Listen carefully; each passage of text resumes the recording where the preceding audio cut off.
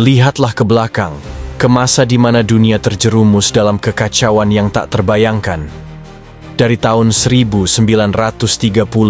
hingga 1945, dunia menyaksikan konflik terluas dan paling mematikan yang pernah dicatat sejarah. Perang Dunia Kedua. Ini bukan sekadar pertarungan antara militer, melainkan bentrokan ideologi, ambisi buta, dan harga kemanusiaan yang harus dibayar mahal. Api Perang Dunia Kedua sebenarnya telah disulut 2 dekade sebelumnya, di akhir Perang Dunia Pertama. Benih-benih kebencian, Perjanjian Versailles. Pada tahun 1919, Perjanjian Versailles yang seharusnya membawa perdamaian, justru menabur benih kebencian. Sekutu membebankan denda perang yang sangat besar kepada Jerman, membatasi militernya, dan mengambil wilayahnya. Bagi banyak warga Jerman, ini adalah penghinaan nasional, bukan perjanjian damai. Kebangkitan rezim totaliter, krisis ekonomi global pada tahun 1930-an, menciptakan tanah subur bagi pemimpin-pemimpin yang menjanjikan kejayaan dengan cara yang ekstrim. Jerman. Adolf Hitler dan Partai Nazi naik ke tampuk kekuasaan, menolak Perjanjian Versailles, mempromosikan ideologi superioritas ras Arya, dan berjanji mengembalikan kejayaan Reich Jerman. Italia. Benito Mussolini mendirikan gerakan fasis, menekan perbedaan pendapat dan memimpikan kekaisaran baru Romawi. Jepang. Rezim militeristik yang berkuasa menganut imperialisme agresif, mencari sumber daya alam dengan menyerbu Manchuria. Tiongkok. Pada tahun 1931, 3 negara ini membentuk aliansi yang dikenal sebagai Blok Poros, Axis Powers. Pada pertengahan 1930-an, Hitler mulai secara terbuka melanggar perjanjian. Ia membangun kembali militer, mencaplok Austria, Anschluss, dan menuntut wilayah Cekoslowakia.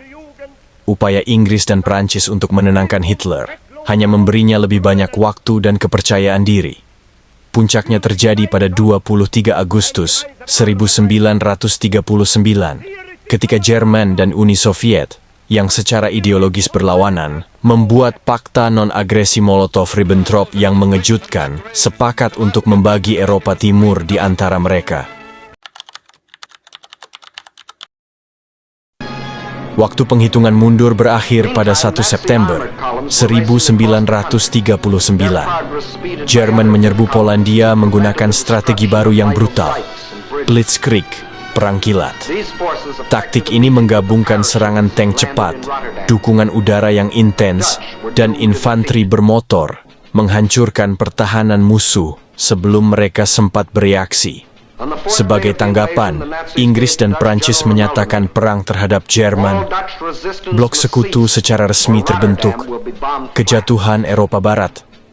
Pada musim semi 1940, Jerman menyerang dan dengan cepat menguasai Denmark, Norwegia, Belanda, Belgia, dan yang paling mengejutkan, Prancis.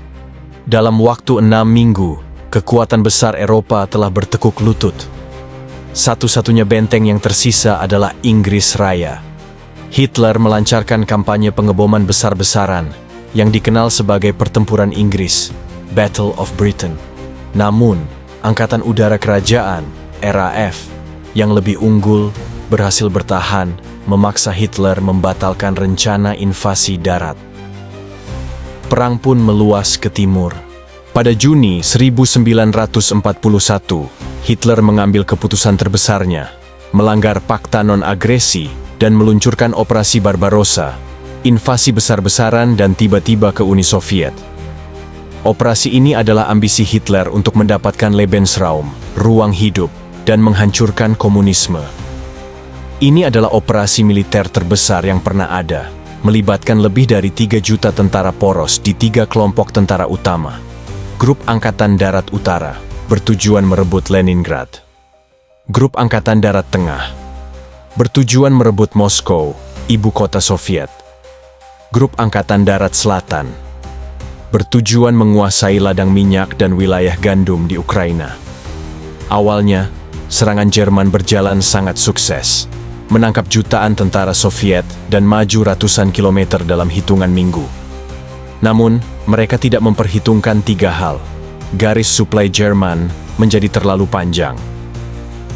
Walaupun menderita kerugian besar, tentara Soviet dan rakyat sipil bertarung dengan semangat fanatik. Konflik ini benar-benar menjadi perang dunia ketika dua peristiwa besar menyeret dua kekuatan adidaya masuk ke dalam api. Pearl Harbor dan masuknya Amerika Serikat. Pada 7 Desember 1941, Angkatan Laut Kekaisaran Jepang melancarkan serangan mendadak ke pangkalan Angkatan Laut Amerika Serikat di Pearl Harbor, Hawaii. Serangan ini menghancurkan sebagian besar armada Pasifik. Keesokan harinya, Amerika Serikat menyatakan perang terhadap Jepang, dan segera setelah itu, Jerman menyatakan perang terhadap AS. Dengan bergabungnya Uni Soviet dan Amerika Serikat ke dalam blok sekutu, skala perang berubah menjadi global. Tahun 1942 dan 1943 adalah titik balik yang menentukan. Pertempuran Midway, Pasifik. Angkatan Laut Amerika Serikat secara telak mengalahkan armada Jepang, menghancurkan 4 kapal induk Jepang. Kemenangan ini menghentikan laju ekspansi Jepang di Pasifik. Pertempuran Stalingrad, Front Timur. Pertempuran brutal selama berbulan-bulan di kota Stalingrad berakhir dengan pengepungan dan penghancuran seluruh Angkatan Darat Jerman ke-6. Ini adalah kerugian paling dahsyat bagi Jerman dan awal dari mundurnya mereka di front timur. Kampanye Afrika Utara. Sekutu mengalahkan poros di Afrika Utara, membuka jalan untuk menginvasi Italia dan menggulingkan Mussolini pada tahun 1943.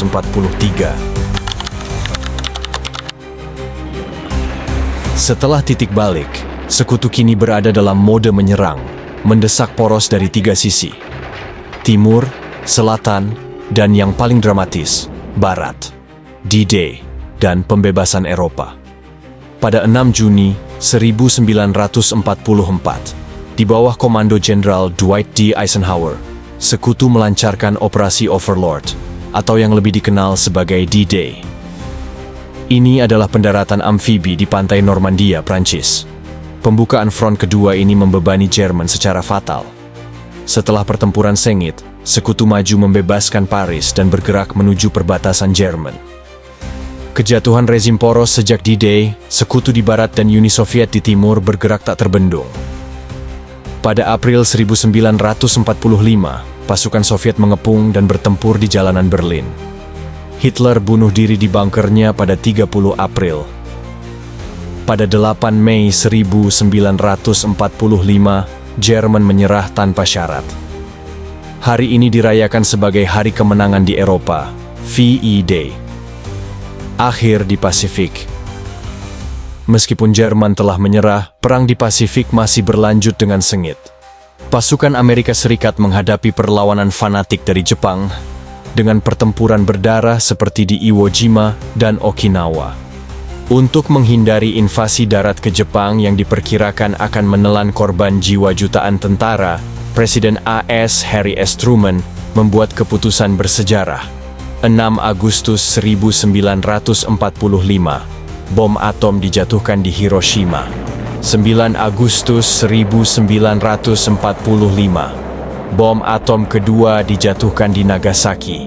Pada 2 September 1945, Jepang secara resmi menyerah.